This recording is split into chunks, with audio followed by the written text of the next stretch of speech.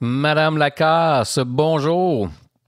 Bonjour. Salut Jen, on vient d'entendre le fameux traditionnel 10 coups de cloche la semaine passée dans le monde de la lutte au Québec. On a vécu un deuil. Monsieur Serge Coutu qui était impliqué dans la lutte au Québec depuis plusieurs années, entre autres à la NCW en tant que commissaire, a perdu sa bataille contre le cancer.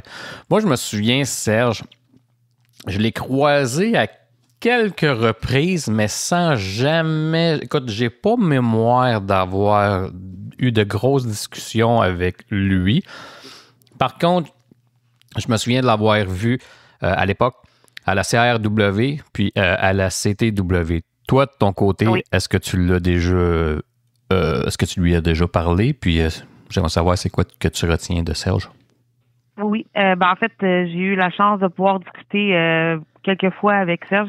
On n'était pas tout le temps notamment aux mêmes places au même moment parce que il se promenait quand même pas mal. Il a donné beaucoup de son temps à plusieurs organisations, dont plus la NCW.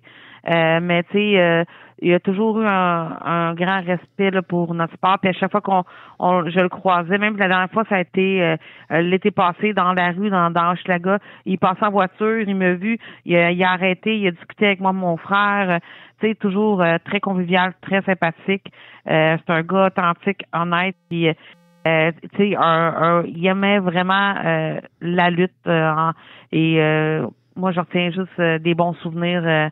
De lui, puis tu sais, des grosses pensées pour sa fille Jade, qui était tout pour lui également. Donc, tu sais, c'est quand même une grosse perte. Puis il était quand même dédié là aussi avec extérieur avec Marc Blondin là aussi. Donc, oui, Monsieur Fun. Exactement. Donc, c'est quand même une perte avant le temps des fêtes qui fait quand même mal là. Puis ce que j'aime aussi, puis ce que je retiens encore, c'est que oui, la lutte, c'est souvent des poignards dans le dos, puis des gens que c'est pas tout le temps bien intentionné, malheureusement, mais tu sais, ça enlève pas la beauté du sport, là. Mais il y a des à côté plus négatifs. Mais c'est là qu'on voit que quand on perd quelqu'un qui fait partie de ce cocon-là, mais que les gens sont solidaires puis très empathiques envers ça. Écoute, j'ai pas eu le temps de le faire parce que je voulais communiquer avec M. Blondin, Marc Blondin, pour savoir si je pouvais prendre une partie du beau message audio qu'il a fait. Je sais pas si tu as entendu. Écoute, c'est... J'ai craqué. Là.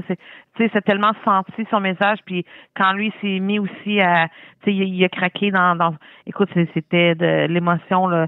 Tu sentais sa douleur, là.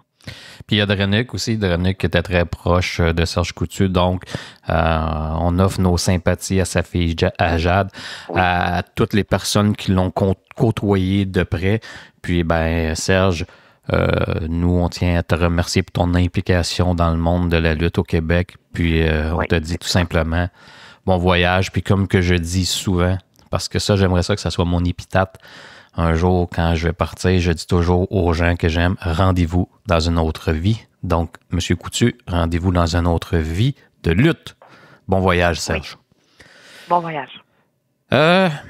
Écoute, un peu d'émotion. Parlant d'émotion, oui. Écoute, on va passer du coq à l'âne. Celle que j'appelle l'enfant terrible de la lutte professionnelle, Madame Tessa Blanchard, a causé toute une commotion en faisant son retour vendredi à Final Resolution à la TNA. Écoute, elle est arrivée pendant le combat à Jordynne Grace. Elle était masquée. Vêtue d'un gros manteau. Elle a fait son finish un finish sur Mme Grace jusqu'à temps qu'elle se dévoile. Et ça a été un peu la consternation dans la foule et la consternation de la part des commentateurs. Et si tu veux, et en plus, backstage, elle s'est permis de passer sa main au visage de l'intervieweuse. Si tu veux, on écoute ce qui s'est passé vendredi à TNA.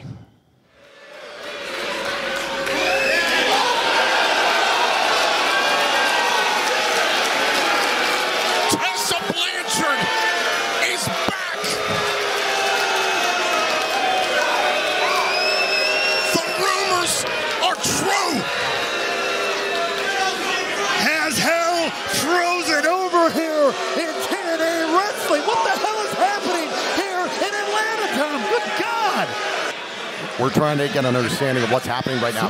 Gia Miller's trying to find out what's going on backstage. She's been dispatched. Tessa, please. Why did you just attack Jordynne Grace? What was that all about? Attack? I just reminded her and everybody else whose name this company was built on. Tessa Blanchard is back, and I'm taking what's mine.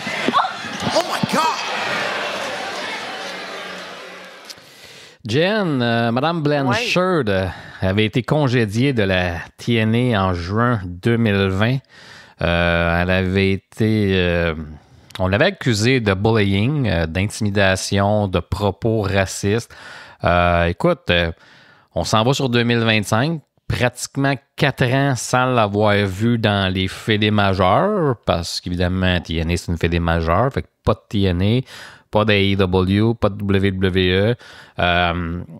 Est-ce que tu penses qu'elle a appris sa leçon? Moi, ce que je retiens dans tout ça, c'est que en 4 ans, elle s'est pas excusée, puis elle n'a pas fait de statement concernant les agissements qu'elle a fait. Ça, je trouve ça un peu ordinaire. Mais toi, qu'est-ce que t'en penses? Ben, j'ose espérer que aux personnes concernées, il y a eu un certain contact puis une certaine communication, là. Des fois, il y a des choses que c'est pas nécessairement c'est aux personnes concernées que tu dois parler et non à tout le monde. C'est sûr que c'est quand même une figure publique, là. Mais moi, je suis très une personne empathique. Je sais pas à quelle mesure que les accusations étaient fondées, étaient véridiques, étaient tout, mais 4 ans se sont écoulés et encore là, j'ose espérer qu'elle a fait un cheminement personnel qui va l'emmener à autre chose puis à refaire un nouveau départ parce que niveau ring, c'est une excellente lutteuse. La rivalité qui va s'entamer contre Jordynne Grace, ça va être assurément excellent. Mais par exemple, ce côté personnel, j'espère que le cheminement puis le travail y a été fait là. Rivalité contre Jordynne Grace qui devrait être la dernière de Jordynne Grace qui devrait partir pour la WWE. Mais tu sais, concernant Tessa Blanchard, on sait que ça a déjà coûté très cher aux Briscoes. Hein? Ce que Jay Briscoes, à l'époque, avait tenu des propos discriminatoires, racistes, whatever, c'est ce qui avait fait en sorte que il avait jamais été... La WWE les avait jamais approchés, tu sais. Puis là, aucune grosse fédé. Tu vois, malheureusement, quand il est décédé, son frère, lui, a monté à la AEW. Donc, ça peut coûter... Tu sais, tes propos peuvent coûter très cher. Tu sais, à l'époque, si Jay Briscoe s'était excusé ou peu importe, peut-être que ça leur aurait changé la donne.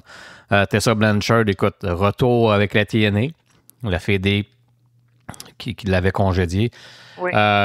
Écoute, c'est sûr que... C'est sûr que s'ils l'ont réengagé, il doit y avoir des discussions qui ont été effectuées par rapport à ce qui est arrivé, puis s'assurer logiquement qu'il y ait des choses comme ça, que ça ne se reproduise pas, là.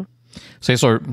Puis on va souhaiter. Puis écoute, si c'est un bon ajout, si tu perds Jordynne Grace, écoute, tu récupères quelqu'un de son niveau, puis peut-être supérieur en la personne de Tessa Blanchard. Fait on va souhaiter que tout aille bien de ce côté-là pour Madame Blanchard. On rappelle, l'enfant terrible de la lutte professionnelle. Effectivement. Jen, hier, ben non, c'est vrai, tu l'as pas vu. On a vécu... Ben non, je l'ai écouté après. On a vécu un moment historique. Chelsea Green est devenue la toute première championne féminine des États-Unis. Écoute, moi, j'avais dit que si Chelsea Green gagnait, peu importe qui gagnait, je pensais que Tiffany Stratton était pour rentrer là-dedans puis faire un cash-in, ce qui n'est pas arrivé. J'avais prédit, moi, mon choix pour devenir la première championne des États-Unis, c'était Bayley. C'est pas arrivé. Écoute, ça a été complètement champ gauche. Puis c'est bien, la WWE nous surprend, nous a surpris. Puis en même temps, je souhaitais juste que ma prédiction n'arrive pas parce que j'aurais trouvé ça poche de briser ça, malgré qu'il y aurait eu un pop de la mort à New York. Donc, Chelsea Green, écoute, cette fille-là, là, à la WWE, elle a tout un parcours. Elle a été congédiée, elle a été libérée il y a quelques années, est revenue, partie, là, elle revient, puis c'est elle qu'on choisit pour être la toute première championne féminine des États-Unis. Je trouve ça incroyable. Puis si tu veux, on va écouter 2 séquences, c'est-à-dire sa victoire, puis ensuite son entrevue backstage. Les maudites entrevues backstage, là, j'aurais aimé ça qu'elle soit pas dans sa gimmick, parce qu'on lui a posé la question émotionnellement, comment tu te sens, puis elle est allée dans sa gimmick. J'aurais tellement voulu l'entendre vraiment, là, parce que c'est un moment historique, mais elle restait dans sa gimmick, ce que je déteste. Donc, on écoute les 2 séquences. Si tu veux. Parfait. Oh my goodness! What move? Into the prettier! What a counter by Green! Green with the title! Here's your winner and the inaugural Women's United States Champion, Chelsea Green! History made tonight! Oh my goodness! What move? Into the prettier! What a counter by Green! Green with the title! Here's your winner and the inaugural Women's United States Champion, Chelsea Green! History made tonight! Bon, ben, on l'a eu en double, donc j'ai pas l'entrevue, mais elle est restée dans son personnage, comme j'ai dit, ce que j'aime pas. Et, fun fact, un fait intéressant, j'ai vu ça sur Twitter, puis évidemment, j'ai jamais eu flash quand que c'est arrivé. Madame Chelsea Green et son mari Matt Cardona sont le premier couple marié à détenir les titres des champions des États-Unis. Donc, un autre moment historique, donc un double moment historique pour Madame Green. Intéressant. Qu'est-ce que tu penses de sa victoire? Ben moi, je suis très contente. Honnêtement, j'ai pas écouté en intégrale, mais j'ai quand même vu les spoilers. Et ça, j'étais vraiment contente. Moi, je l'aime bien. J'aime ce qu'elle dégage, j'aime le style de lutteuse qu'elle est. Moi, j'ai toujours aimé les personnes qui étaient un peu, comme exagérées, là, dans tout. Puis j'aime son côté extravagant, comme, puis c'était juste une question de temps. Son parcours, comme tu dis, ça n'a pas été tout le temps comme... elle a eu des embûches, des blessures, puis tout. Mais je savais qu'un jour ou l'autre, il allait arriver un bon moment pour elle, que le moment qu'elle devait peut-être avoir précédemment, mais que, tu sais, avec patience, puis que ça allait fonctionner. Puis, garde, et qu'est-ce qui est arrivé hier? Je suis vraiment contente pour elle. Puis, je suis contente qu'il donne un push parce qu'elle le mérite. Puis, je trouve ça cool de voir là que c'est elles qui ont choisi, puis ça fait du bien de changer aussi les choses, puis de surprendre, parce que ça va redonner un petit boost. Je trouve que ce côté-là de la WWE, il y avait encore beaucoup de choses prévisibles, puis qu'il aille dans ça, je trouve ça cool, puis ça va amener plein d'autres choses, puis c'est le fun de se faire surprendre, là. Tu sais, Jen, j'imagine que tu commences à me connaître. Tu dois savoir ce que je pense d'une personne comme Chelsea Green. Écoute, cette fille-là est divertissante. Elle se prend pas au sérieux. Tu sais, elle se prend pas au sérieux. Tu comprends ce que je veux dire? C'est ce que j'avais reproché à Mme Toni Storm avant qu'elle aille à la AEW. Tu sais, t'es dans un divertissement sportif. Elle a compris ça. Dès que ça tourne, elle sort. Puis en passant, l'annonceur maison, elle a gardé le petit Chelsea Green de Samantha. Oui. Écoute, fait que tu sais, Chelsea Green, elle sort. Dès qu'elle sort, tu vois qu'elle a du fun. Dans le ring, tu vois qu'elle a du fun. C'est une bonne lutteuse. Elle est capable de s'améliorer, puis elle va s'améliorer. Mais elle a du fun. Puis elle a un beau look. Elle a un beau look. Elle look bien. Puis écoute, c'est le fun de la voir aller. Puis tu sais, écoute, moi, qu'elle ait une ceinture ou pas, le plus important, c'est ce qu'on vient de dire. La lutte, c'est un divertissement. Puis moi, elle me divertit. Fait que, tu sais, déjà, elle a fait 75% de la job. Puis d'y donner la ceinture, comme tu dis, avec tout le parcours qu'elle a eu, moi, je trouve ça complètement intéressant. Puis c'est rafraîchissant. Puis écoute, j'espère qu'elle va j'espère qu'elle va amener quelque chose à ce titre-là. J'espère qu'elle va lui donner une valeur tout en restant dans la comédie, ce qu'elle est. Mais je pense que, écoute... elle démontre que, tu sais, quand que tu crois en quelque chose, puis que tu persévères, puis que tu lâches pas prise, ben tu peux y arriver. Puis là, présentement, en te parlant, je regarde son Instagram, écoute les publications des gens qui la côtoient dans le monde de la lutte. Ils ont que de bons mots, puis ça parle juste d'inspiration, que c'est un moment historique, c'est incroyable.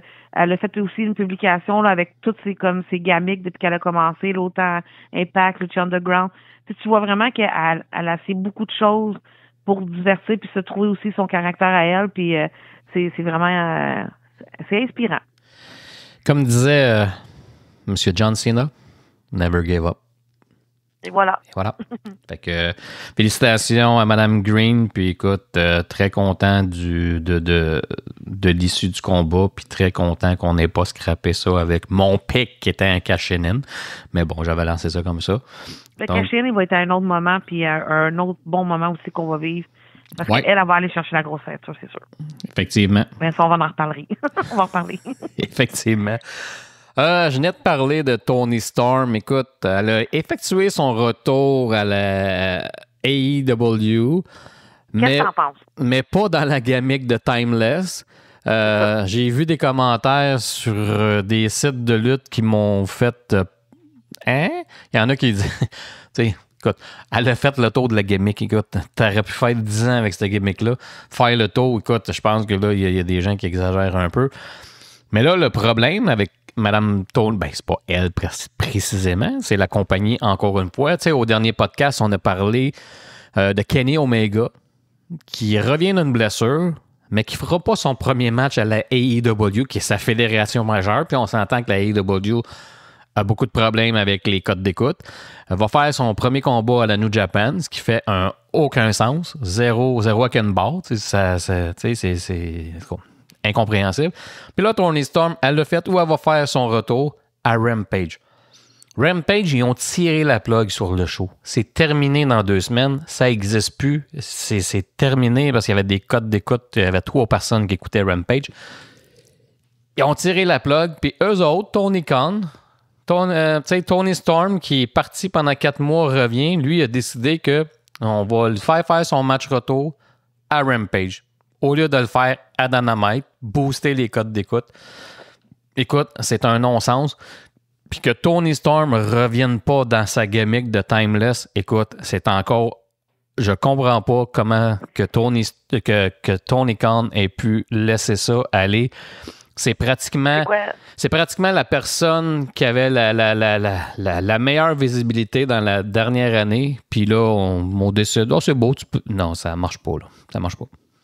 Est-ce que, mettons, ce serait elle qui était tannée de faire ça? Je sais pas, c'est ça. Moi, je me pose comme... Tu sais, pourquoi qu'elle revient... je sais pas. Je me pose la question sincèrement pour vrai, là, parce que c'est vrai que c'était vraiment une bonne gimmick qui l'a mis en valeur puis qui a tout changé. Puis qui, tu sais, il a mis quand même la personne, tu sais, au top de la division féminine, là, tu sais, je veux dire, pour la AEW, là, donc je suis content.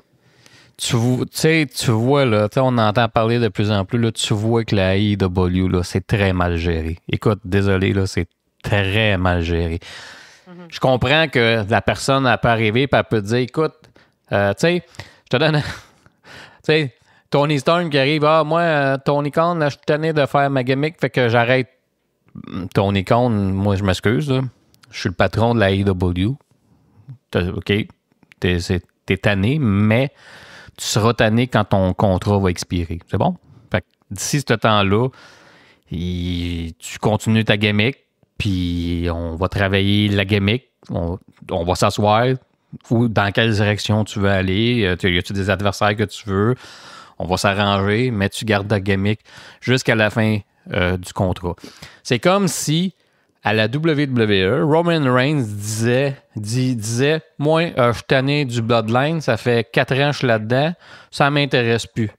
Excuse, au salaire qu'on te paye, tu vas y aller encore pour une autre année, puis jusqu'à temps qu'on décide que c'est terminé. T'sais, Roman Reigns est revenu, puis regarde, On est encore dans Bloodline contre Bloodlines, puis c'est ce qui pogne, c'est ce qui marche, puis tu peux étirer ça. Ça va faire 5 ans peut-être 5 ans qu'on voit ça, 4 ans, 5 ans. Ouais. Puis ça marche autant. Pourquoi? Parce que c'est ça la différence de la WWE. Tu sais, c'est sûr que de l'extérieur, les gens sont tannés de voir ça. Mais c'est ça qui fonctionne. Les arénas, moi, je vois pas aucun aréna de la WWE vide. À Raw, à SmackDown, pay-per-view. C'est ce qui fonctionne. C'est très bien fait. Les histoires sont bien faites. Ça marche. Écoute. Fait que je comprends pas pour Toni Storm. J'espère qu'il y a un but à ça. Mais sinon, écoute, j'ai bien de la misère avec ça. J'espère que c'est pas elle qui a décidé ça. Là. Sinon, c'est vraiment plate. Là. J'espère que c'est pas elle. Elle avait trouvé quelque chose, c'est ça. J'espère que c'est pas elle parce qu'écoute, c'est ça. Je vais me taire là-dessus. OK, fait que c'est ça, écoute. C'est l'incompréhension, puis c'est un peu comme Kenny Omega, puis écoute, là, je commence à croire un peu ce que j'entends. Moi, je suis quand même un bon... je suis quand même un bon supporter de la AEW. J'aime le produit, tout ça. Mais écoute, je commence à comprendre que Tony Khan, lui, est resté numéro 2. Il n'y a pas de trouble avec ça. Moi, écoute, j'aimerais ça être shifté en deuxième puis être premier, mais pour lui... c'est ça aussi, tu sais. Le fait que tes talents vont lutter n'importe où, t'es laisses aller n'importe où, tu le vois là, que ça fonctionne pas. T'sais, oui, c'est bon pour les autres, mais tu peux pas faire ça. T'es une fédé majeure. T'sais, si Kenny Omega gagne 800 000 ou 1 million par année, puis tu le laisses aller faire son premier combat de retour à la New Japan parce que lui décide qu'il veut pas déranger les storylines, ça fonctionne pas. Puis Toni Storm, si elle décide qu'elle revient en Toni Storm au lieu en Timeless, puis tu laisses aller ça marche pas. Fait qu'écoute... On saura peut-être jamais la vérité, là, en fait. Là. On va suivre ça. C'est sûr que je vais suivre ça de près les prochaines semaines. Jen, hier, c'était le retour de Saturday Night Main Event. Un événement. J'ai vu des spoilers, oui. Un événement fort du milieu des années 80, et je te le jure, là, dans les années 80, là, si je manquais un Saturday Night Main Event, là, parce qu'il n'y avait pas de reprise dans ce temps-là, c'était live. J'ai des cassettes VHS que les premiers Saturday Night Main Event ici dans mes bacs. Si j'en manquais un, là, écoute, je virais fou. Je voulais tout casser et je pleurais en petite boule, position fétale dans un coin. Est-ce que c'est là qu'André Le Géant a battu Hulk Hogan puis que ça a fait une grosse... Oui, et c'est le 5 février 1988. Et je me souviens tellement, j'étais chez ma tante. Et c'était à Mon Indianapolis. frère, il broyait. Mon frère, il broyait sa vie. Oui, puis qu'est-ce qu'il avait fait, André Le Géant? Il avait donné la ceinture à qui? À Ted DiBiase. Tout ça, je m'en souviens plus, par exemple. J'étais jeune, là. Puis c'était avec les deux arbitres. Les deux arbitres, tu sais, les frères Ebner, là. Fait que ça avait été de ça. Puis André Le Géant avait donné la ceinture à Ted DiBiase. Puis ça l'avait placé la mise pour le tournoi à WrestleMania 4. Le tournoi qui finissait plus de finir, là. Qui avait couronné Randy Savage comme nouveau champion avec...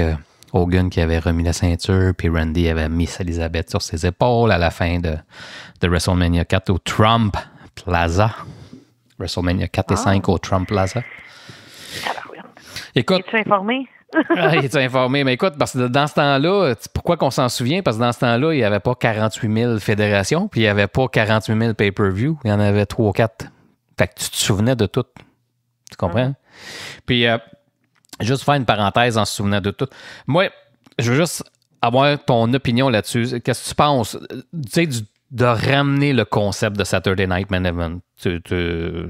T'en penses de ce quoi? que j'ai vu, là, c'est que, avec l'ancien décor, des arbitres habillés comme avec la chemise bleue pâle, tout, je trouve que ça met une petite frénésie, ça fait de petit punch, puis j'ai vraiment hâte de regarder tous les matchs. Là, j'ai vu les torcations entre Kevin Owens et Triple H, puis ça me... oublie ça, là, j'ai comme déjà plein d'affaires dans ma tête, comme est-ce que ça va faire un match à WrestleMania? C'est ça, c'est comme ça. Fait que ça comme c'est le fun, c'est ça. T'as-tu vu Cody avec quelle ceinture? Ben non, tu l'as pas vu! T'as-tu vu Cody avec quelle ceinture qui est sortie? Non. C'est ça, je vais le voir tantôt. Tu checkeras ça. J'ai eu une émotion. OK. J'ai hâte de voir. Pourtant, j'ai posté ça partout, fait que regarde pas mon Facebook. OK, c'est bon. Écoute, tu sais, il avait ramené Saturday Night Main Event il y a une couple d'années, là.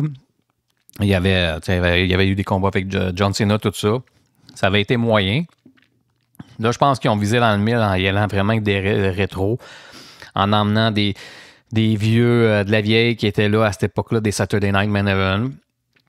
Comme tu dis, ils ont ramené la musique d'intro, Obsession, qui était très bon, qui n'ont pas gardé longtemps. Les arbitres avec des petites chemises, puis vraiment ils ont le même logo. Écoute, moi, quand j'ai su qu'ils ramenaient ça, j'avais des petites réserves. Hier, j'ai trouvé ça bon, parce qu'évidemment, là, c'était à la télé. Fait que là, tu as le temps de télé. Fait qu'il fallait qu'ils finissent avant 10 heures. Je trouve que ça s'est précipité beaucoup. Tu n'as pas de marge d'erreur, parce que c'est go, go, go. Par contre, quand j'ai entendu, tu sais, même avant, là, quand ils avaient ramené ça, là, il y a une couple d'années, écoute, il y a une raison pourquoi que Saturday Night Main Event, ça l'a pogné dans les années 80. Puis il y a une raison pourquoi que c'était populaire. Puis il y a une raison pourquoi que des ticounes comme moi tripaient là-dessus puis ne voulaient pas manquer ça. Parce qu'à l'époque, dans le milieu des années 80, ça commençait à 85. Puis écoute, c'est que, tu sais, 1985, Jen, combien qu'il y avait de pay-per-view? Oui, il y en avait, c'était un par mois. Non, 1985. T'avais. J'avais 4 ans, là. T'avais WrestleMania. Ça avait commencé avec WrestleMania. That's it, that's all. T'avais juste WrestleMania. 1985, là, t'avais WrestleMania. Puis après ça, tu sais, en 87, là, t'as eu Survivor Series. Puis t'as eu Royal Rumble. Fait que quand ça a commencé, Saturday Night Main Event, dans les années 80, milieu des années 80, 85, 86, t'avais juste WrestleMania qui était passé. WrestleMania 1. Fait que Saturday Night Main Event, ça se produisait plusieurs fois dans l'année, peut-être 3-4 fois. Fait que ça devenait comme un deuxième pay-per-view. Puis là, il boostait ça, là, la carte, là, c'était comme un pay-per-view d'aujourd'hui, mais c'était fou. Puis là, tu voulais pas manquer ça. Fait que ça avait quelque chose de spécial. C'était incroyable. Là. Fait que, tu sais, il y avait une raison pour les Saturday Night Main Event. Puis c'est pour ça que dans l'histoire de la lutte, c'est si important. Fait que quand ils ont décidé de ramener ça, là, une couple d'années, puis là, j'ai fait... Pour quelqu'un comme moi qui les a tout vu, l'impact est moins grand parce qu'à l'époque, ça avait un but. Là, aujourd'hui, avec un pay-per-view par mois, ainsi, ça, fait que, je trouvais ça un peu... Mais, hier, par exemple, ce qu'ils ont fait, c'est qu'ils ont, autant dans les stories, autant dans la façon que les combats se sont déroulés, ils ont vraiment... Je sais pas c'est qui a jonglé avec ça, mais ils ont vraiment fait comme les années 80. C'est bizarre à dire, là, mais hier, quand je regardais ça, là, c'est pareil comme si j'étais en 1985 ou à 86 puis que j'écoutais ça. Parce que c'était vraiment... Ils ont été avec l'époque. Ils ont vraiment été... Tu sais, juste la finale, là, je te vendrai pas de punch, juste la finale, la manière qu'ils ont fait ça, tu regardes des vieux Saturday Night Main Event des années 80, tu vas faire « Ah, ben oui! » Fait que, tu sais, c'est bien. Fait que... Oui, tu sais, puis hier, j'ai vraiment été nostalgique. Nostalgique, là. Surtout quand j'ai entendu, là, je peux pas avoir la séquence parce que YouTube vont barrer la séquence, là, à cause des droits d'auteur. Oh, oui. Mais tu sais, j'en ai posté sur mon Facebook, là, tu regarderas, après que tu as écouté Saturday Night Main Event, là, j'avais posté un des premiers intros original. Ça, j'adorais ça avec la musique d'Obsession, là. Écoute, c'était incroyable. Puis hier, ils ont fait ça aussi, les intros. Ils ont gardé les intros comme Saturday Night Main Event de l'époque. T'as les lutteurs qui parlent puis tout ça. Fait que c'était vraiment bon. Écoute, pour moi, hier, c'était Écoute, j'ai retourné le petit cul de 14 ans que j'étais. Ah, mais c'est le fun aussi de tu sais, on est tous des fois un peu nostalgiques puis c'est le fun des fois de juste se replonger là-dedans un petit peu, là. Ouais. Écoute, non, hier, ça a vraiment bien été, puis la foule était dedans. Écoute, la foule de Long Island, il faut leur donner ça, là, était vraiment dedans, puis écoute, fait que chapeau. Là, vu que tu ne l'as pas vu, je ne ferai pas un grand détour. Par contre, on sait que Chelsea Green a remporté le titre, comme on a dit tantôt, des États-Unis. Mais ce qui a retenu l'attention, comme on disait tantôt, c'est la fin, quand c'est sorti des zones. Kevin Owens s'en est pris un peu à Cody, est parti avec la ceinture, puis quand il était pour retraiter au vestiaire, Triple H est sorti. Puis il y a eu une altercation entre Kevin Owens et Triple H. Ça s'est poussé de tout bord, de tout côté. C'était intense. Donc, ce qui mène à, d'après moi, il va y avoir une histoire. Et d'après moi, on devrait voir soit à Royal Rumble ou à WrestleMania un combat entre Triple H et Kevin Owens. Ben ça c'est un WrestleMania moment, là. On s'entend, là. Oui. Puis, tu sais, si ça l'arrive, pour vrai, là, tu peux dire que une fois de plus, Kevin Owens s'est signé son nom dans les Hall of Fame. Oh, ça, c'est clair. Je veux dire, écoute, tu sais, il va affronter, tu sais, dans les WrestleMania, Stone Cold. Écoute, honnêtement, je lui souhaite, puis je trouve que ça serait le fun, puis pour que WrestleMania, ça serait historique, là. Ça serait épique. Écoute, Kevin Owens, il n'y a pas de ceinture, ça fait longtemps. Mais je pense que quand tu regardes son parcours des dernières années, il n'y a pas besoin de ceinture. Avec tout, non. Tu sais, ben écoute, ça fait longtemps. Il a gagné les ceintures par équipe. Là. Mais je veux dire, écoute, dans tout ce qui a été impliqué, là, écoute, pour moi, ça vaut plus que des ceintures. Là. Ça, c'est clair. Oui. Écoute, c'est automatique. Tu vois qu'il y a la confiance des dirigeants là, pour tout ce qu'ils ont donné, puis en plus, il a livré la marchandise au la main, donc je le souhaite pour vrai. Là. Fait qu'écoute, un très bon Saturday Night Main Event, puis puis là, je vais te vendre un punch, OK? Parce que ça, c'est ça a été parlé là, de partout, là. Hier, pour la première fois à la télévision, depuis la Ring of Honor, Kevin Owens a sorti son Small Package Driver. Fait que, écoute, incroyable. Fait qu'on va voir. En plus, c'est ça, c'était comme banni en tant que tel. Ouais. Puis là, qu'ils sont allés là, c'est là que tu vois que là, ils sont prêts à faire des changements, je pense. Ouais.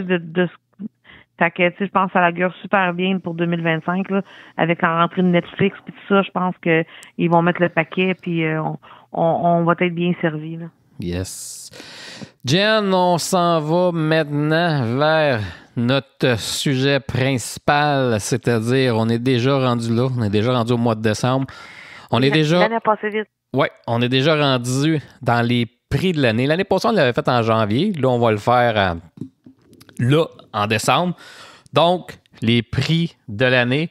On va commencer, si tu veux, par la catégorie. Je vais te laisser commencer pour chaque catégorie. On va commencer. Tabarouette. On va commencer par la catégorie de combat de l'année. Donc, Jen, ton combat de l'année pour toi en 2024. Moi, c'est une des que j'ai pas douté 2 secondes. C'est Will Ospreay contre Kyle Fletcher. Oh! Ah oui? Oui. Oh. Ouais, c'est un des matchs que j'ai vraiment beaucoup aimé. Et c'est aux côtés de la WWE, je pourrais dire aussi que j'ai bien aimé puis que j'ai été agréablement surprise parce que j'avais pas de temps d'attente. CM Punk contre dans la cage LNSL contre Drew McIntyre qui a eu en passant un combat 5 étoiles. Donc moi c'est mes 2 pics pour chaque fédération là. Écoute, moi, mon choix pour combat de l'année, évidemment, ça l'implique aussi T-Will. Donc, Will Ospreay contre PAC, qui a eu lieu le 7 septembre à All Out à la AEW. J'ai pas vu ce match-là, fait que c'est pour ça que j'ai pris l'autre. OK. Tu sais, moi, j'ai vu l'autre. J'ai été... Tu sais, moi, j'en avais 3. Évidemment, les 3 impliquaient Will Ospreay. Ospreay contre Danielson, Ospreay contre PAC, Ospreay contre Fletcher. Puis j'ai décidé, quand j'ai regardé Ospreay contre Fletcher, puis j'ai réécouté contre Danielson, j'ai resté avec Ospreay contre PAC, donc pour le combat de l'année. D'accord. Jen, équipe de l'année. Moi, mon pick va à Young Bucks. Oui, en général, je trouve que avec leurs nouveaux personnages, ils se sont renouvelés, puis c'est pas mal eux qui ont comme drillé la division par équipe là. Donc moi c'est eux la première équipe que j'ai pensée là en voyant l'équipe de l'année. Écoute, moi, équipe de l'année, j'ai 2 choix, donc ex aequo. J'ai évidemment, comme toi, les Young Bucks. Ils ont connu une bonne année, sont devenus champions. Comme je te dis, oui, effectivement, ils se sont réinventés, tout ça. Et j'ai été aussi avec Bianca Belair et Jade Cargill comme équipe de l'année. Oui. OK. Ouais, c'est bon. Oui. Mais j'avoue que niveau féminin, ça a été une équipe qui a été quand même assez on the spot là, pas mal toute l'année. C'est ça. C'est eux que tu as vu le plus, je pense, cette année, là, qui a ressorti du lot. On a mis l'emphase, surtout dans les gros pay-per-view. Ils ont remporté les championnats par équipe pour une deuxième fois. Le Cargill est blessé ou peu importe. Mais écoute, équipe de l'année, Bianca Belair, Jade Cargill, puis les Young Bucks et les Young Bucks pour Madame Lacasse. Yes, sir. Madame Lacasse, pay-per-view de l'année. Le pay-per-view de l'année, moi, j'ai mis WrestleMania 40. Oui. Donc, pour moi, ben, c'est ça, c'est comme, c'est le show de l'année, je veux dire, puis je trouve qu'ils ont quand même bien fait ça cette année, puis ça a été comme le pay-per-view que, tu sais, j'étais fébrile d'avoir peut-être parce que c'est la jeune fan de lutte en moi qui a toujours aimé l'engouement autour de WrestleMania, mais pour moi, ça reste que c'est mon moment où genre j'avais vraiment hâte d'être assis puis à regarder, puis c'est ça. Moi aussi, j'ai été ex aequo. J'ai été avec WrestleMania 40 aussi. Puis il y avait intérêt à faire gagner Cody. Oui, c'est ça, exactement. Là, écoute, ça aurait brossé, là. Puis j'ai mis aussi, là, c'est un coup de cœur, j'ai mis aussi Slammiversary de la TNA qui sont venus pour la première fois à Montréal faire un pay-per-view. Puis écoute, c'est Slammiversary, c'est leur WrestleMania, si je me trompe pas. Oui. Donc, pour moi, ex aequo, WrestleMania avec Jen et Slammiversary. Ça a été le fun à vivre aussi, là, étant live. Là, c'était fou. C'était fou. Oui, c'est bien. Moi, je trouve ça bien. Dans les dernières années, WWE, AEW, TNA sont venus. Écoute, tu peux pas demander mieux. Là. Oui, effectivement. Oh, tension. Lutteur de l'année. Ben moi j'ai été par rapport à mon match là, Will Ospreay, je trouve que depuis son entrée à la AEW, tu sais, pour moi aussi c'est comme tu m'as appris à découvrir ce lutteur-là l'année précédente, puis j'ai juste en cette année encore plus apprécié parce que il était rendu dans à la télévision américaine, fait que j'ai pu plus le suivre, puis vraiment là, j'aime qu'est-ce qu'il dégage, puis il apporte quelque chose à la AEW. Écoute, je vais t'en faire découvrir d'autres lutteurs éventuellement. Je vais te parler d'autres lutteurs qui vont être à surveiller, que tu vas découvrir éventuellement. Tu sais, écoute, sans aucune surprise, moi aussi, c'est Will Ospreay. Puis la raison pour laquelle, écoute, tu le vois, là, c'est une machine, ce gars-là. C'est fou, là. C'est fou. Tu sais, il faut quand même être deux dans un ring, tout ça. Fait que ses partenaires, ils ont autant de mérite. Mais écoute, ce gars-là, c'est une machine. Puis Jen, juste pour le fun, là, Will Ospreay, pas en carrière, là, juste en 2024. 2024, là, sais-tu à combien de combats, en date d'aujourd'hui, là? 2024, à combien de combats 5 étoiles il est rendu présentement? 2024? 5. Pardon? Ben, je sais pas, j'en fais un chiffre comme ça. Là. 12! Ow! Oublie pas, il est à la AEW, fait qu'il lutte un peu partout.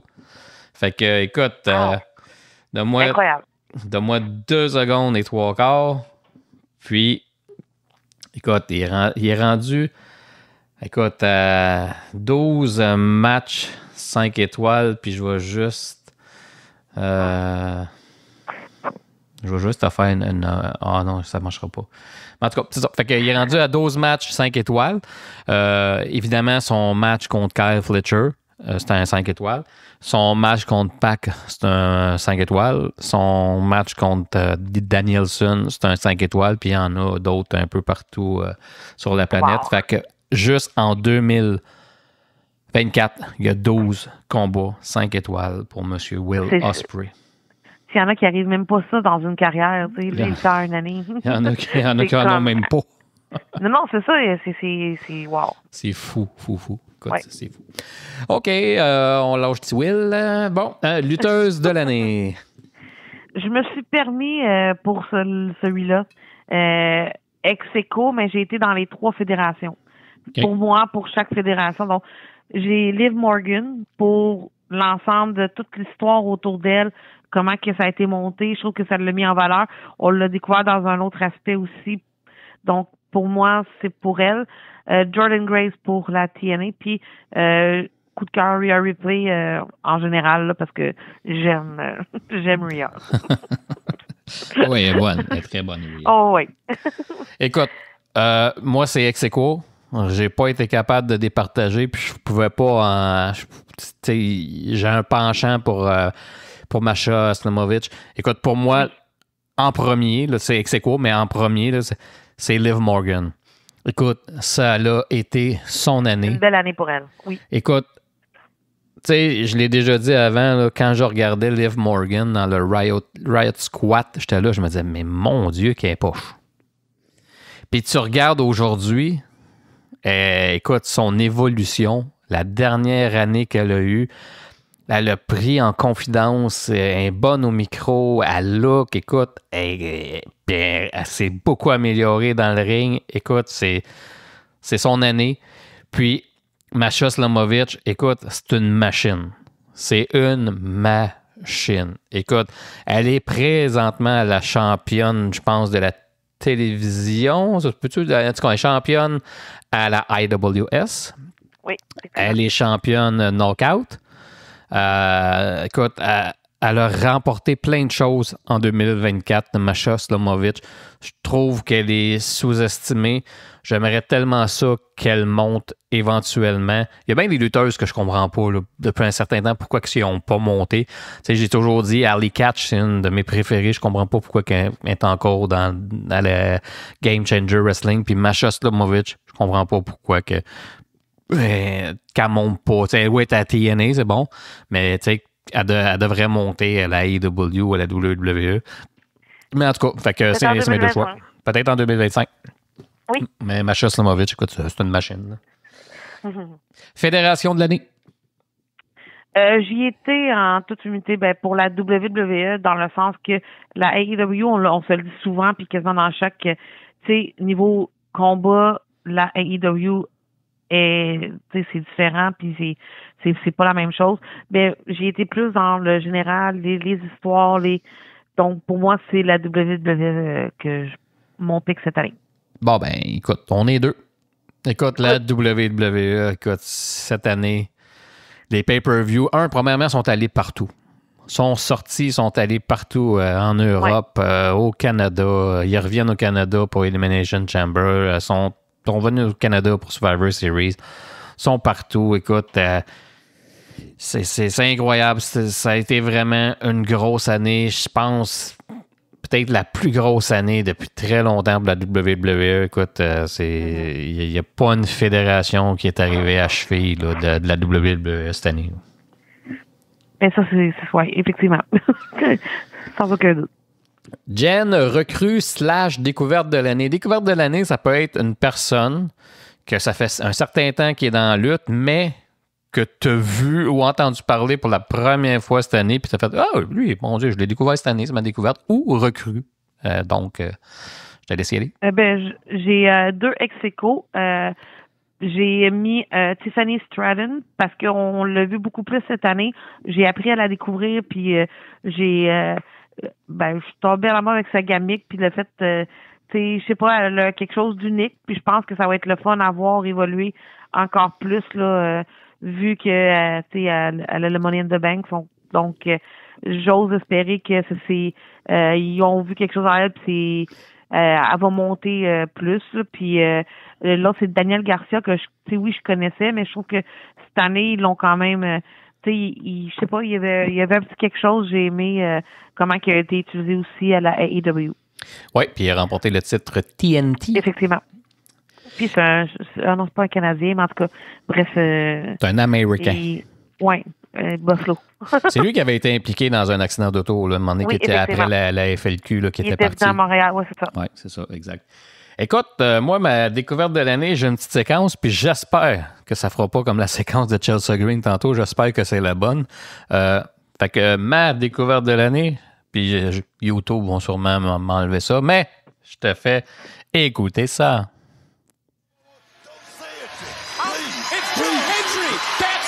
With great interest. Oh my God, it worked!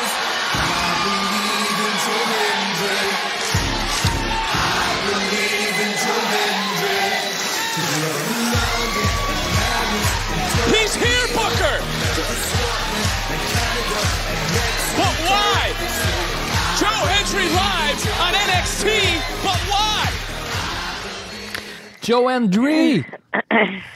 Oui. Écoute, quand on était à l'auditorium de Verdun puis que je voyais plein de pancartes de Joe Hendry, I believe in Joe Hendry, j'ai fait « C'est qui ça? » Et voilà. Oui. Puis là, je suis rentré dans l'auditorium puis quand il est sorti, j'ai fait « Ah, c'est lui ça! » OK. Écoute, tellement over par sa toune ou whatever. Puis écoute... j'ai l'impression qu'il va battre Nick Nemeth au prochain pay-per-view, là, Genesis, là, parce qu'il est contre lui. Là. Je trouve que c'est un peu trop tard. Là. Ils ont manqué le bateau, là, mais c'est correct. Quand tu as des histoires, tu sais où tu t'en vas. D'après moi, il va battre Nick Nemeth au pay-per-view de Genesis. Donc, Joe Hendry, écoute... excellent choix. C'est ma découverte. J'y avais pensé pour eux aussi parce que c'est ça. Moi aussi, j'ai eu la même réaction que toi quand avant d'aller à TNA, tout ce que c'est ça, j'entendais aussi, même Joe Hendry, je suis comme OK, mais c'est pourquoi cet engouement-là sur lui? Puis quand tu es live, puis tu vois c'est ouais, effectivement. Écoute, c'est un phénomène. Excellent choix. Retour de l'année. Ta préférée, là? Oh. Mercedes Moné, moi j'ai mis elle, la première, comme un retour dans le sens parce que c'est je sais pas comment tu juges le retour de l'année. Oui, c'est ça. Qui est parti pendant un bout puis qui est revenu. C'est ça. Moi c'est elle que j'ai mis. OK. Avec toute passant à toi. Avec toute l'influence qu'elle a eue dans les ratings. Oui, c'est ça, mais quand même. Avant tout ça, avant que, tu sais, il y avait tellement de... Ah, c'est quand qu'elle arrive. Oui. Tu sais, fait que, tu sais, c'est un peu dans ce sens-là aussi. Écoute, moi, mon retour de l'année, écoute, le pop qu'il y a eu quand il est revenu, c'était quasiment une jouissance. Monsieur Roman Reigns. Oui. Et... c'est ça que j'aime de parler avec toi. Tu me remets des... C'est le fun, c'est l'échange. Ouais. Écoute, il est revenu face. Écoute, comme s'il n'avait jamais rien fait de méchant. C'est lui. C'est l'OTC, l'Original Tribal Chief. Écoute, en même temps, je trouve que c'est que le New Bloodline a bien été travaillé pour que ça puisse faire un change-up comme ça avec tout ce qu'il y a eu précédemment. C'est ça la différence entre la WWE et la AEW. Les autres, ils vont t'étirer. La WWE, là, il y a de l'argent à faire, ils vont le faire. Tu comprends? Mm-hmm. Tu sais, Roman Reigns, il va revenir en OTC. Ils demandent de revenir en OTC. Tu comprends? Il ne fera pas comme Tony Storm. Oui. Bon, ça marche. Combien tu penses qu'il va en vendre des chandails de OTC? Tu sais, quand il revoit Mickey son chèque à la fin de l'année, il va-tu dire non, j'aurais pas dû revenir en OTC, moi? Tu comprends? Oh, 1 million de plus en bonus? Bon, écoute, bon, c'est bon. Bon, c'est ça. Voilà. OK. Bon. Donc, Roman Reigns et Mercedes Moné. Deux très bons choix. Écoute, Mercedes, on l'attendait. Là. Maintenant, il fallait qu'elle arrive. Là. On avait spéculé. Toi et moi, on avait spéculé là-dessus. Faisait un bout. Là. Oui. T'es supposé revenir à Los Angeles. Je me souviens, on avait parlé de ça au un gros show de la AEW. Puis elle n'était pas revenue. Elle n'était pas arrivée. Non. Le plus populaire de l'année? Moi, j'ai été avec, pour moi, là, tu sais, Cody Rhodes. Là. Ça a été automatique, juste en voyant tu sais, j'ai été plus spontanément. C'est sûr qu'il y a d'autres noms qui peuvent sortir, puis encore là, c'est ça que j'aime de l'échange, là, mais pour moi, c'est lui. Je veux dire, c'est comme la face Écoute, pour moi. J'aurais pu y aller ex aequo parce que c'était un très bon choix. Puis, quand il a gagné à WrestleMania, puis jusqu'à Slammiversary, c'était Cody Rhodes. Puis à Slammiversary, jusque-là, j'ai switché. Donc, pour moi, mon lutteur le plus populaire de l'année, Joe Hendry. Je ne peux pas passer à côté de lui. Fait que, excellent choix. Et voilà. Deux excellents choix. Très bon, très bon. Jen, le plus détesté, le pas gentil. Pas gentil. Pas gentil. Pas gentil. J'ai été ex aequo entre Gunther et Solo Sikoa. Oh! C'est bon, ça. Oui. Par rapport à l'histoire qui a été travaillée. Puis, moi, pour moi, quand je regarde les Heels, c'est les deux qui sont quand même assez. Écoute, mon choix, tu l'as nommé. Pour moi, le plus détesté, c'est Solo Sikoa. Écoute, il a connu une année, là, très bon. Année, oui. Ça aurait pu être, écoute, il a connu toute une année. Il a pris le rôle qu'on lui a donné, à la perfection. Ça fait en sorte que là, le Bloodline, ça a switché, puis tu es capable de t'en aller pour un autre 1 an pratiquement encore avec ça. Écoute, le plus détesté, Solo Sikoa, bon choix, les deux choix qu'on vient de nommer, deux bons choix, donc plus détesté. Solo et Gunther. Good. Rivalité de l'année. Ex aequo Bloodline contre New Bloodline et Demon Priest et Rhea Ripley contre Judgment Day. Oh, c'est bon ça. Pour moi, c'est les deux ex aequo que ça a été quand même des histoires qui a été perpétuées pas mal longtemps, là, puis même encore là, donc. Très bon choix. Pour moi, rivalité de l'année, de Bloodline avec Solo en tête contre Roman Reigns. Nice. Oui, puis ça, c'est à suivre. Écoute, ils vont étirer ça pendant une autre année. Ça, c'est quasiment sûr. Oh, oui. Le ou la plus améliorée. J'y étais, encore là, ex aequo, Liv Morgan, Joe Hendry. I believe in Liv Morgan. Oh non, c'est Joe Hendry, excuse. On va aller au karaoké bientôt, tu chantes bien. Oui, c'est bon, hein? C'est sûr. Ma voix reposée. Oh, OK. Fait que Liv Morgan puis Joe Hendry. C'est bon, ça? Oui. Excellent. Moi, le plus amélioré, c'est M. Kyle Fletcher. Oui, tu en avais parlé, effectivement, oui. C'est beaucoup amélioré. Ouais, j'avais déjà vendu le punch. Fait que Kyle Fletcher, je trouve que pendant toute l'année, c'est amélioré. Tu étais champion à la Ring of Honor. Ça l'a mené au combat avec Will.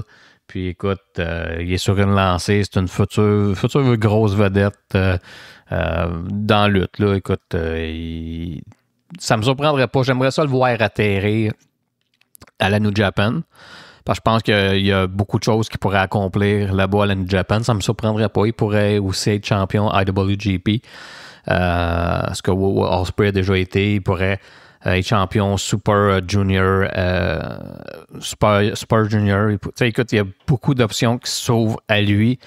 Puis, écoute, Monsieur Fletcher. Ça va être intéressant à suivre dans la prochaine année. Ouais.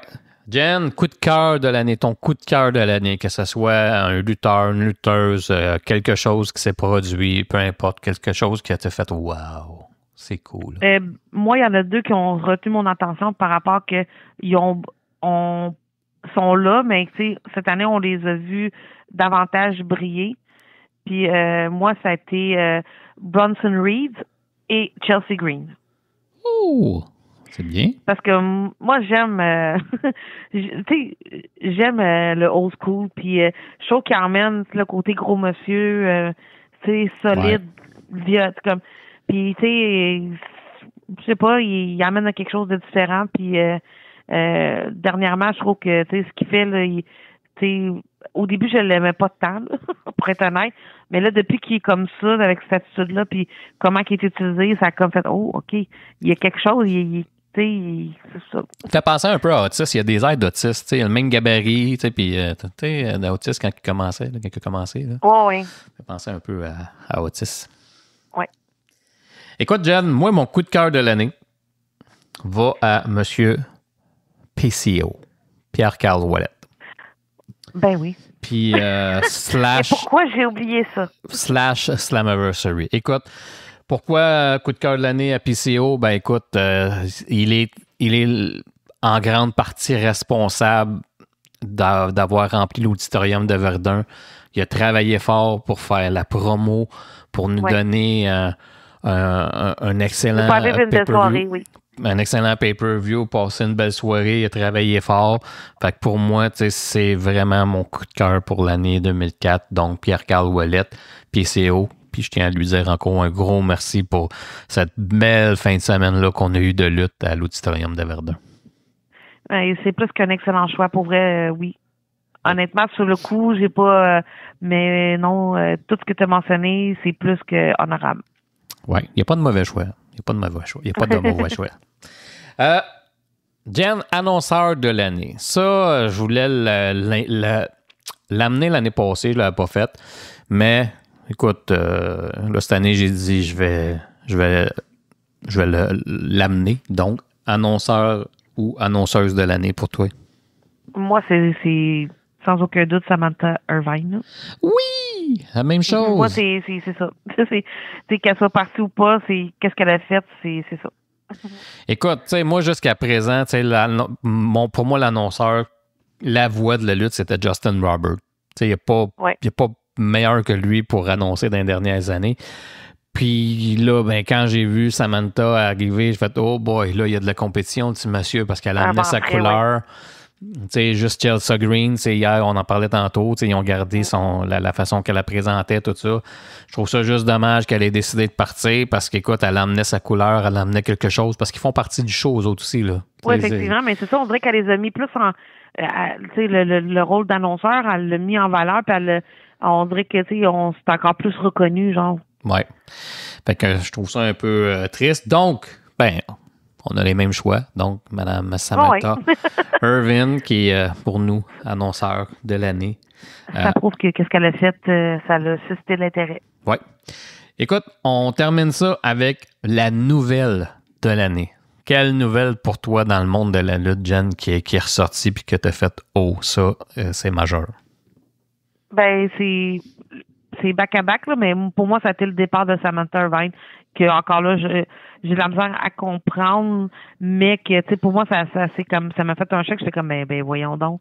Tu sais, je veux dire, il n'y avait pas de spéculation sur Internet que son contrat allait terminer, qu'elle allait, tu sais, oui, son conjoint, il a changé de direction, il est rendu à la AEW, mais tu sais, je veux dire, fait que moi, c'est comme, le départ qui m'a plus fait comme aïe, OK, wow. Je m'attendais pas à ça. Là. Ah, c'est sûr que ça a été une grosse nouvelle. Écoute, ça l'a ébranlé tout le monde.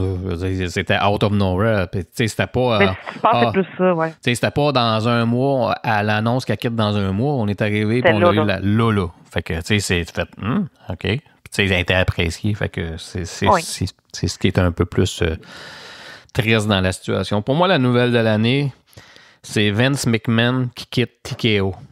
Pour moi, c'est arrivé la nouvelle et ça, c'est arrivé, ça va faire 1 an dans pas long. C'est arrivé le 26 janvier 2024, donc après le reste des accusations de Janelle Grant, tout ça. Vince McMahon a remis sa démission du conseil d'administration de TKO. Puis ça, pour moi, ben, ce que ça disait, c'est que là, c'était vrai. Que c'était terminé pour Vince McMahon à la WWE. Ouais. Parce qu'avant ça, tu sais, quand il était revenu, quand il avait annoncé sa retraite, puis qu'il était revenu, il était quand même majoritaire à la WWE, tu sais. Mais là, il était plus majoritaire. Donc, on l'avait mis, tu sais, comme n'importe qui va acheter une compagnie, tu vas toujours garder des patrons dans la place. Tu vas leur donner un rôle. Fait que Vince McMahon, on l'avait mis à la tête du conseil d'administration, mais il était plus majoritaire. Fait que c'était plus sa fédération. Fait que c'est sûr que quand que les allégations sont sorties, ben on lui a fait comprendre qu'il était plus le bienvenu. Fait qu'il s'est résigné puis il est parti. Puis ça veut dire que tu pourras pas revenir, même si t'es bien ami avec Harry Emmanuel, qui est le grand patron de TKO. Ça faisait dire que on venait de vivre un autre moment tristement historique, c'est-à-dire que Vince McMahon quittait définitivement et pour de bon la WWE. Oui. Donc, voilà. Excellent. Jen, ça fait le tour des prix de l'année. Est-ce que tu avais dit la faction de l'année? Ah, on l'a pas dit? Attends, j'ai-tu passé? J'ai passé. Oui, j'ai pas comment je suis. Hey, c'est bon, tu suis. Jen! Oui. On s'en allait oublier la faction de l'année. Oui. Mon choix, c'est The New Bloodline. Là. Ouais. Ça a tourné pas mal autour d'eux aussi. Là. Et voilà, Bloodline. Moi, j'avais marqué Bloodline. Ouais, New Bloodline, c'est bon. Là. Bloodline solo. Donc, Bloodline solo. Écoute, ça fait combien de temps que ça tourne, ça, là? 2-3 ans? Oui. Moi, tu sais, quand Roman il avait perdu son titre, tu te souviens que je t'avais dit, moi, il aurait pu continuer pendant 1 an, là, puis je me serais pas tanné. Puis regarde là tout ce qui arrive. Tu sais, qui aurait dit avec toutes les émotions qu'on a vécues avec Sami Zayn à Montréal, tout ça, qui aurait dit qu'il aurait été de retour avec Roman Reigns? C'est fou. Oui. C'est ça qui est magique dans la lutte. C'est ça qui est magique dans la lutte. C'est que quand c'est bien travaillé. Quand c'est bien travaillé puis c'est bien vendu, tu peux faire ce que tu veux. Puis on a encore la preuve. Puis c'est ça qui fait la force de la WWE. C'est ça qui fait que la WWE est encore numéro 1 puis qu'il n'y a personne qui est capable de la déloger. Ils l'ont. Tu comprends? Ils l'ont. Oui. Tu sais, si tu nous avais dit, là, après Elimination Chamber, là, à Montréal, là, que Sami Zayn reviendrait à côté de Roman Reigns, on se serait regardé et on a dit, t'es-tu malade, toi? Puis regarde aujourd'hui. Mais tu sais, regarde aujourd'hui. Oui. C'est complètement fou. Puis tu sais, il y a tellement de jus à faire avec ça, là, c'est incroyable. Puis c'est tellement bien fait. Puis je suis pas tanné. Moi, je suis pas tanné. Écoute, j'embarque. Moi, quand que Roman Reigns est revenu là, cette année, là, écoute, j'étais au bout de mon siège, j'ai fait « Oh! Wow! » Écoute, c'est incroyable. Puis, tu sais, écoute, le monde chiale, là, non, ouais, mais tout le monde l'écoute pareil. Fait que, et voilà. Voilà. Donc, Jen, yes, la question qui tue. On a-tu oublié d'autres choses? Non, on a fait pas mal le tour, oui. OK. Écoute, Jen, en passant, fais à noter, le podcast qu'on fait présentement, c'est le 50e podcast. Oh yeah! Il y en a qui sont rendus à 138 en 6 mois. Ben, nous autres, moi, depuis 2018, je suis juste rendu au 50. Fait qu'on est rendu au 50e. Donc, 50e. Bon 50e. Écoute, je suis content. Puis, j'aimerais ça te remercier encore une fois pour ton implication cette année pour le podcast sur le ring en ligne. Très, très apprécié. Ta collaboration est toujours appréciée, intéressante. Les échanges qu'on a, puis tout ça. Tu sais, des prix de l'année. Fait que je te dis un gros merci de ton implication pour cette année encore pour le podcast. Puis je nous souhaite que du meilleur puis beaucoup de podcasts pour 2025. On va avoir du contenu en masse. Mais moi aussi, je vais prendre le temps de te remercier sincèrement pour vrai. Tu sais, je veux dire, tu m'as donné quand même une tribune pour discuter de lutte, parce que très rarement on prend le temps avec moi là de juste en discuter de tout et de rien, des histoires et tout.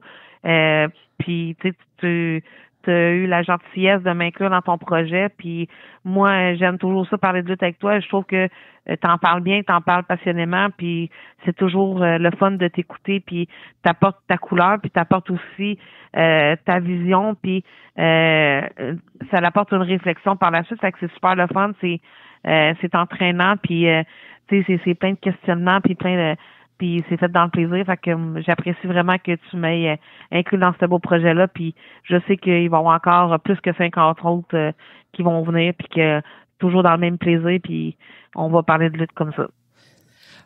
Ben oui, écoute, ça c'est sûr. C'est automatique. Jen, justement, en fin de semaine, t'es allé lutter? T'es allé lutter où en fin de semaine? Oui, à Saint-Gilles-de-Labounière pour la production Foresight dans le coin de Québec. C'était ma première apparition là-bas. J'ai eu une super belle soirée. Beaucoup de routes revenues tard, mais ça m'a rappelé comment que c'était le fun.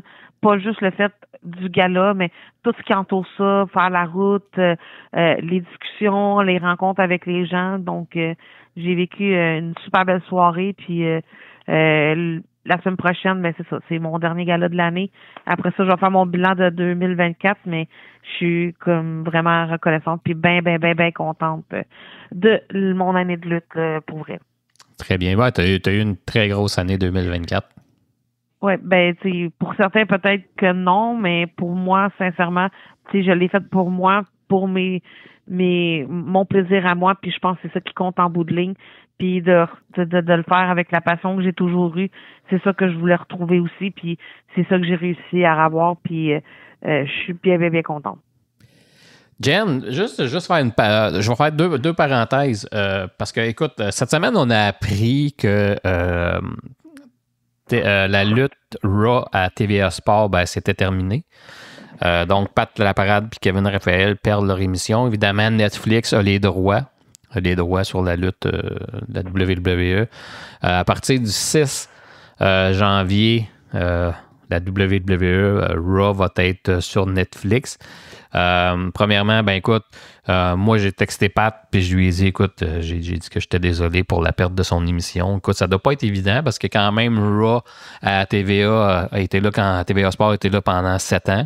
C'est beaucoup. Écoute, je pense que les gars ont fait un excellent travail. 7 ans, c'est beaucoup, là. C'est beaucoup. Oui, ils ont livré la marchandise. C'est pour tout 7 ans, ben c'est pas parce que c'était plate, là.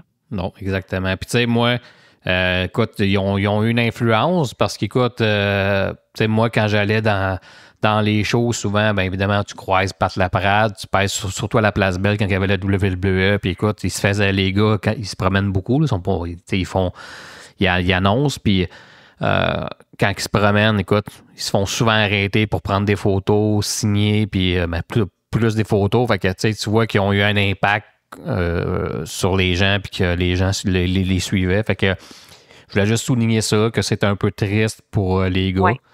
Ils ont annoncé qu'il y avait des projets. Ils ont leur Patreon, je pense, qui book. Évidemment, les antipodes de la lutte. Ils ont d'autres projets.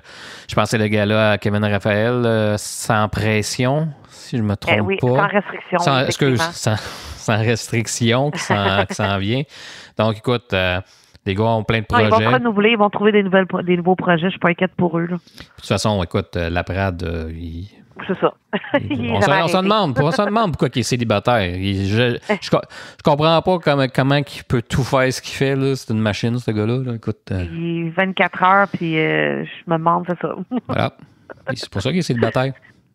J'ai répliqué sur Facebook. Là, encore célibataire. Voilà. Là, il s'implique dans le hockey, tout ça. Fait qu'écoute. Mais c'est triste pour la lutte parce que ça donnait pour la lutte au Québec, pour la lutte en français. Mais bon, on va souhaiter aux gars bonne chance dans leur projet futur. Puis, écoute, nous, prochain podcast, ça va être en janvier. On va attendre après le 6 janvier pour refaire un podcast parce que je veux voir le premier Raw sur Netflix. Écoute, moi, j'ai toujours dit, hein, tu sais, je suis un vieux de la vieille, j'ai 53 ans. Si tu m'avais dit un jour que la WWE partirait en partie de sur le câble, je t'aurais dit, ça va pas.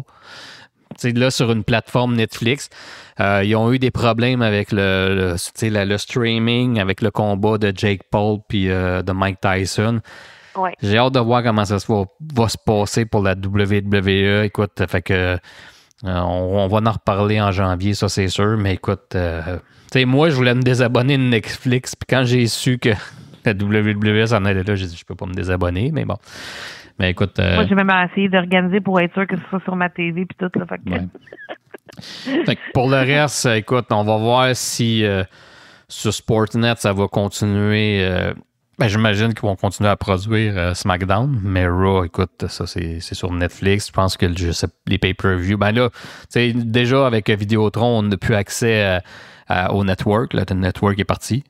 Ça partait le 13, je pense. Là. Donc, c'est parti. Nous, on l'a encore belle. OK. Ben, nous autres, c'était le 13. Le 13, c'était parti. J'ai vérifié. J'ai plus de network.